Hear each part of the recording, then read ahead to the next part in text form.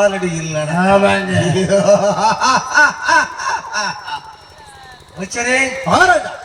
பார்த்தீர்களா? மரபை கண்ட தூமச்சேரன் எங்கோ ஓடி விழுந்து விட்டார். சுரங்கபாதை வழியாக தப்பிக்க நினைத்திருப்பார். அவன் எங்கிருந்தாலும் அவனை விடாது விரட்டி பிடித்து கொண்டு கட்டாக கட்டி இழுத்து வாருங்கள். இழுத்து வருகிறேன். வர வேண்டும் வர வேண்டும். கலிங்க தேசத்து பேரரசர் கதிகதி மன்னன் அவர்களே, தங்களுடைய வரவு நல்லவராகட்டும். வரவேற்பெல்லாம் ஒன்றாகத்தான் இருக்கிறது. பிறகு சொல்லும் செயலும் மனிதனுக்கு ஒன்றாக இருக்கிறது. உன்னை உபசரித்து வரவேற்றேன். படையுடன் வந்த நோக்கத்தை பார்த்தால் விவகாரத்துடன் வந்திருக்கிறாய். படையுடன் வருவதென்றால் மாமன்னன் வரும் பொழுது படையுடன் வந்த நோக்கம் யாரை வரும் பின்னே மணி ஓசி வரும் முன்னே ராஜன் வருவான் முன்னே படை படம் வரும் பின்னே அறியாமல் நடந்து கொண்டிருக்கிறார். இந்த கஜகேது மன்னனுடைய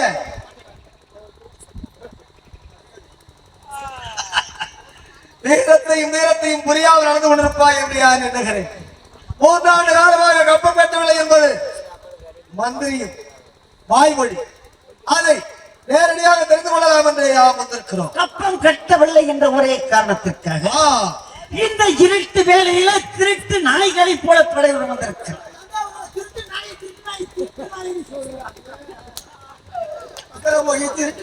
சொல்லுறாங்க.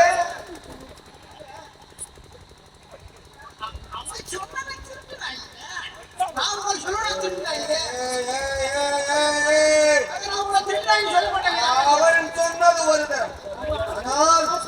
சொல்ல மாட்டேங்க உங்களை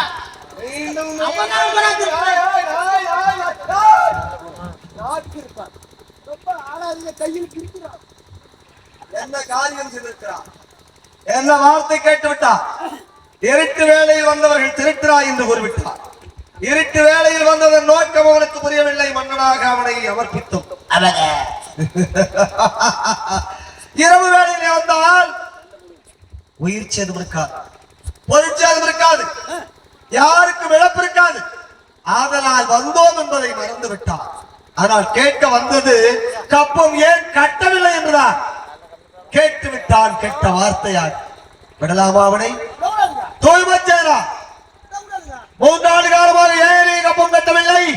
நாட்டில் வானம் பொழியவில்லை, பூமி விளையவில்லை, பாடுபடுகின்ற மக்கள் அனைவரும் பசி பஞ்சத்திற்கும் 54 தருதலுக்கு வானம் பொழிகிறது, பூமி விளைகிறது, மக்கள் எல்லாம் செல்வ செழிப்போடு வாழ்கிறார்கள். ஆனால் இந்த 55ஆம் தகுதியாக கூடிய ஜாலவாமனுக்கு மட்டும் வானம் பொழியவில்லை.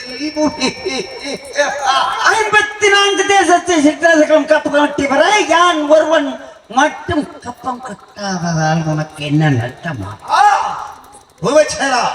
55 தேசத்து குறுநில மன்னர்களும் எனக்கு கப்பம் கட்ட வேண்டும் என்பதுதான் என்னுடைய ஆசை. பேரரசராக வாழ வேண்டும் என்பதே என்னுடைய ஆசை. அதை நீ நிராசையாக மாற்றக்கூடாது. இல்லை, 54 தேசத்து அரசர்கள் உனக்கு அடிபணிந்து கப்பம் கட்டுகிறார்கள். யான் ஒருவன் மட்டும் கப்பம் கட்டாமல் இருப்பதனால் பேரரசனாக இருந்தும் சக்கரவர்த்தி என்ற அந்தஸ்து கிடைக்கவில்லையே என்று உண்மை. ஏனென்றால் நீ ஒருவன் மட்டும் கட்டவில்லை என்றால் மற்ற 54 தகுதிகளுக்கு பயம் இருக்காது. ஆகவே உன்னால் கட்ட முடியுமா? முடியாதா? கட்டுற கப்பம் கட்டுறான்டா. ஆனா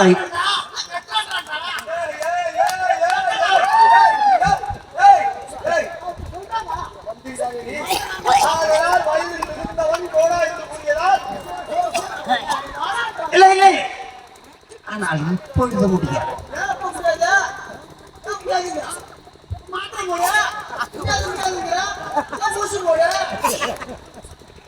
இதெல்லாம் போட்டால் அப்படியா?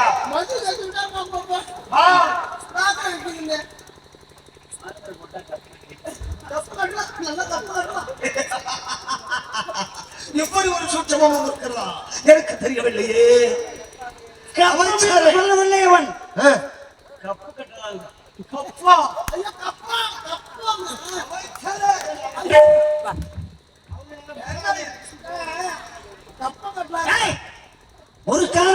கட்ட முடியாது. கப்பம் கட்ட முடியாதா? முடியாது அமைச்சரே, முடியாது. அப்பங்கடா அகந்தை அழிவுக்கு அசிவாரமாகிவிட்டது என்பது உண்மை என்பது வந்துவிட்டான். உடம்புல கொஞ்சம் கறி இருந்ததுன்னு வச்சுங்க, நம்மள தூக்கி போட்டே மிதிக்கிறோம்.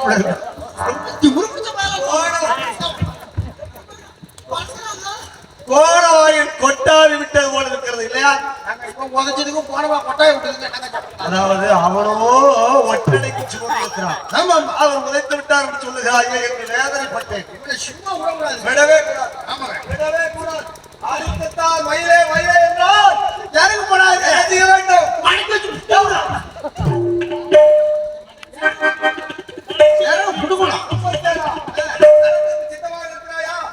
என்ன செய்கிறதா உத்தேசம்? சட்டைக்கு போறீங்களா? உங்களுக்கு குடும்ப கட்டுப்பாடு பண்ணிருக்கு. தையில பிரிச்சிடும். எனக்கு தெரியாம எப்போது நீங்க தூங்குறப்ப காலை தூக்கி பண்ணிட்டோம். நான் தூங்கும் போதே விழித்துக் கொண்டிருப்போம். தையில் போட்டுருக்கீங்களா?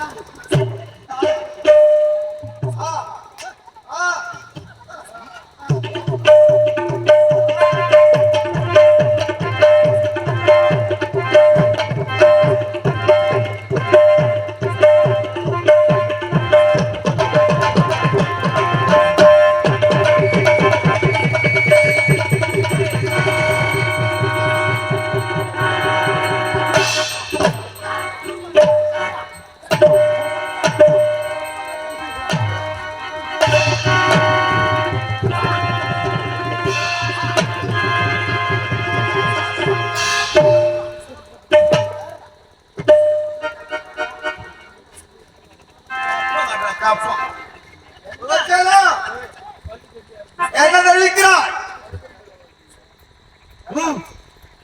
அப்போ வெட்கமடா. எதற்கு?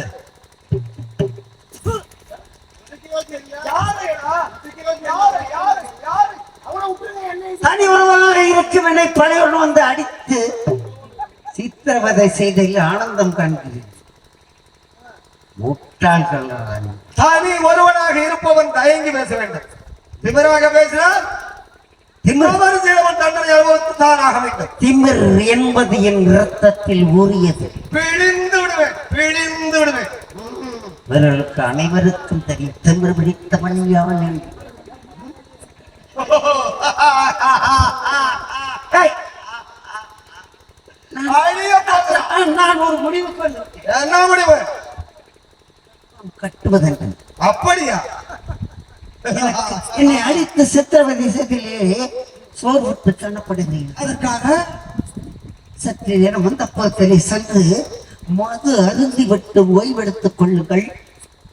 உங்கள் கப்பம் அத்தனை ஒட்டுமொத்தமாக உங்கள் மந்திரியாரிடம் கொடுத்து அனுப்புகிறேன். அமைச்சரே, சொல்ல மாட்டான்.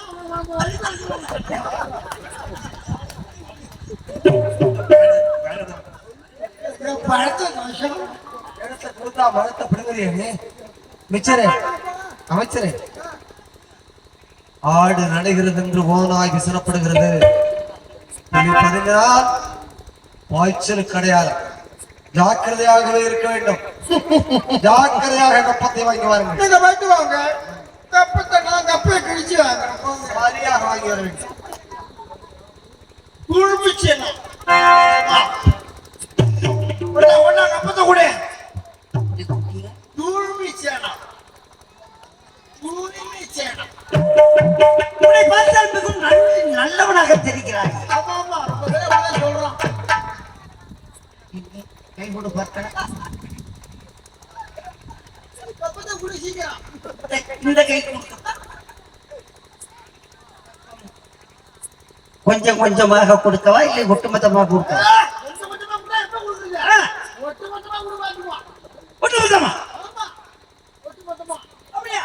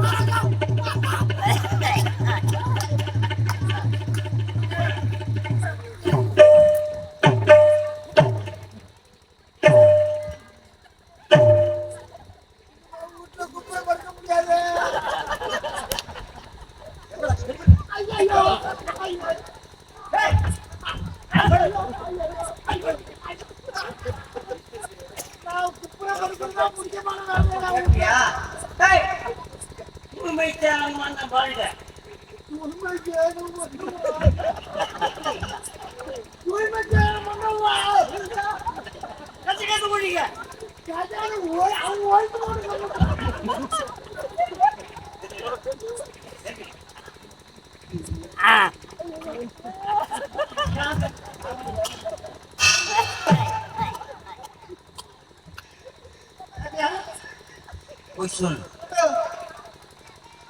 ரெண்டு தக்காளி பழம் வச்சிருந்த பிரிக்கிட்டு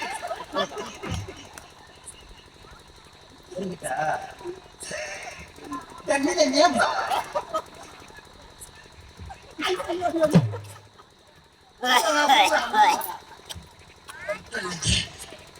ராஜா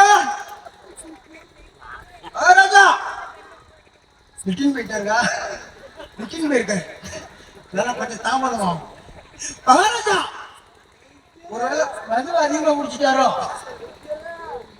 ஐயோ ஒருவேளை கரும்புத்த மச்சா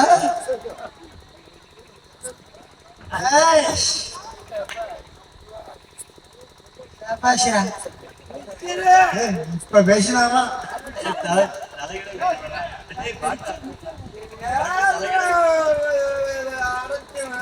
மச்சான் இங்க வா மச்சான் மச்சான் உன் தங்கச்சி அவன் பொண்டாட்டியா இன்னும் பொண்டாட்டிய 3 நாளா பாக்குறேன் மன கட்ட முடியல நான் வீட்டுக்கு போய் செத்துருவேன் நிலா கட்டாரி மாரி உட்காந்துருப்பான்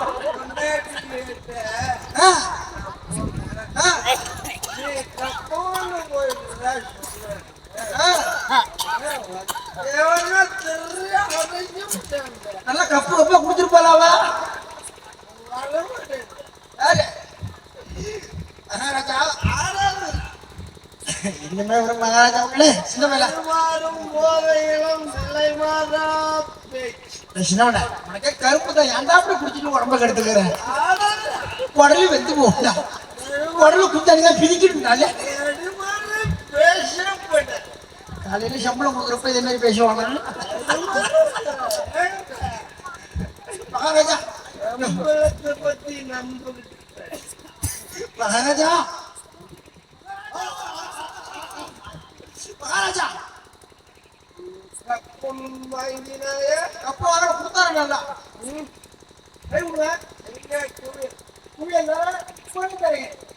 எப்படிமா கொடுத்தா கப்ப வேணும்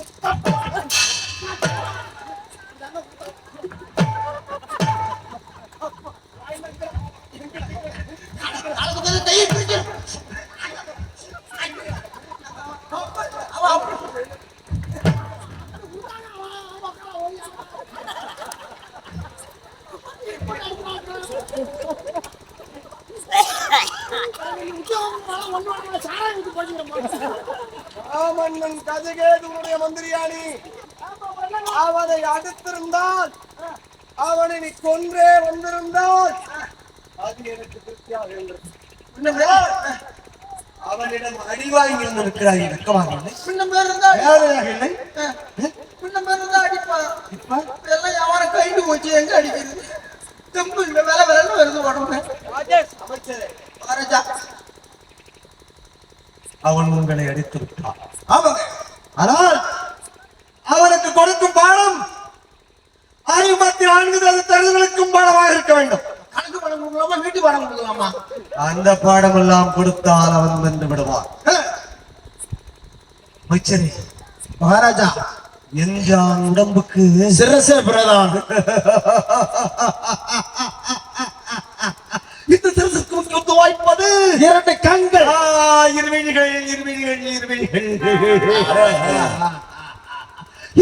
பிடித்து விட்டான்.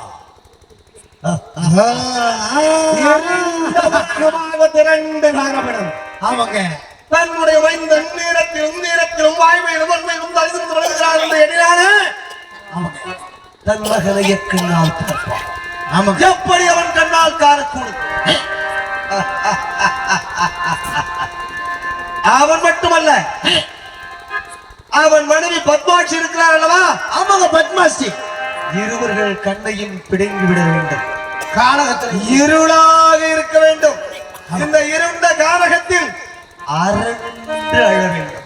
ஆமாங்க அவனுடைய இருவிடிகளையும் பிடுங்கி இழுத்து வந்து இங்கே தள்ளுங்கள். இழுத்து வரேன்.